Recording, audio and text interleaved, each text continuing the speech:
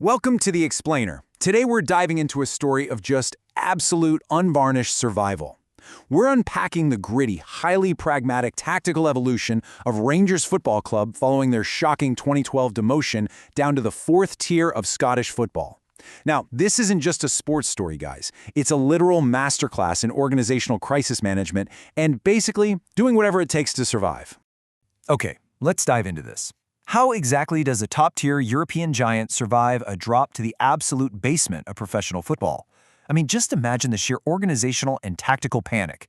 You're a club accustomed to the bright lights of European competition, and suddenly, you are completely stripped of your status. You're facing part-time teams on uneven pitches.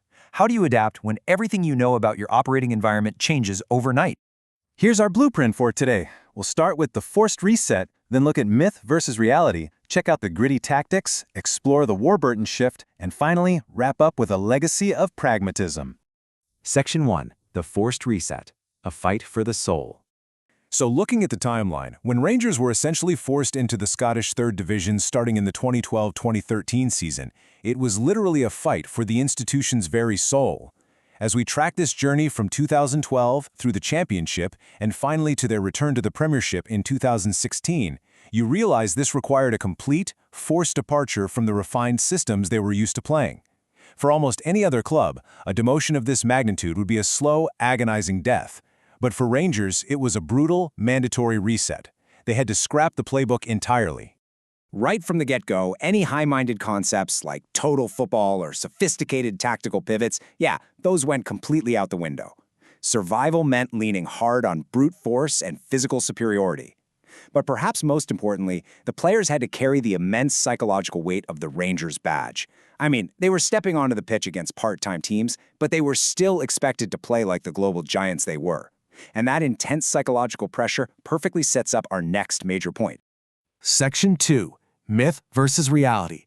Debunking the transition. Now, what's really interesting about this is the stark contrast between public perception and the on-the-ground truth. The prevailing myth is that Rangers basically enjoyed this easy, glamorous victory lap through the lower leagues, just because of their vastly superior talent and wealth. But the reality? It was a gritty, terrifyingly pressurized grind against deeply entrenched defenses. Trust me, it was far from a walk in the park. The primary obstacle they faced week in and week out against part-time sides like Queen's Park or Peterhead was the low block. If you're not familiar, this is a defensive tactic where a team literally parks 10 men behind the ball. These opposing teams weren't stepping onto the pitch trying to beat Rangers. Not at all. They were playing solely to survive the first 15 minutes, to frustrate and to capitalize on the immense psychological pressure Rangers were under. Just to give you an idea of how extreme this actually was, the low blocks deployed in the Scottish 3rd Division during this time would, and I quote, make modern Serie A managers weep. Think about that for a second. Italian football is world famous for its impenetrable defense, but the defensive walls Ali McCoist and his squad faced were just agonizing. It wasn't about elegantly outplaying the opponent. It was about trying to break through a solid brick wall for 90 minutes straight. Section 3. Gritty lower league tactics. Let's open up the playbook. To truly get the most out of this explainer, we need to look under the hood. Manager Ali McCoist faced this massive conundrum. How do you break down a 10-man wall when your own players are paralyzed by the fear of embarrassment? Think about it. If a part-time team holds Rangers to a 0-0 draw, it's a national headline. That psychological burden makes the ball feel like it weighs 50 pounds. Every single pass is tense. Every cross is forced. Let's move on and see how this builds. To counter that paralyzing pressure, they deployed a very specific three-pronged tactical playbook in the 3rd and 2nd divisions. Step 1, overload and wide play. Step 2, leveraging physical conditioning. And Step 3, implementing a no-frills midfield. Let's break these down one by one. All right, step 1 was simple, but highly effective. By playing a really high-tempo, wide-based game, Rangers pinned the opposition deep into their own defensive third. This created just relentless crossing opportunities to exploit their squad's sheer physical dominance. They relied heavily on the technical quality, height, and strength of veteran players, guys like Lee McCullough, to just absolutely dominate the air inside the box. Now this number is absolutely crucial. 70. The 70th minute was the target. Remember, Rangers still operated with the full-time physical conditioning infrastructure of a top-tier club, while their opponents were training, maybe 2 nights a week? The tactic was to keep the ball moving at a tempo that effectively bored and exhausted the part-time players. Rangers would just patiently wait for that inevitable fatigue to set in around the 70th minute before delivering the final crushing blow. And finally, step 3, the no-frills midfield. In top-tier football, you know the midfield is the creative engine. But during the journey, it was completely stripped of its European-level complexity. It was built purely to eliminate risk, win the ball back, and prevent deadly counterattacks. Why? Well, because in those lower tiers, against a team sitting deep, a misplaced pass in the final third was almost as dangerous as conceding a goal.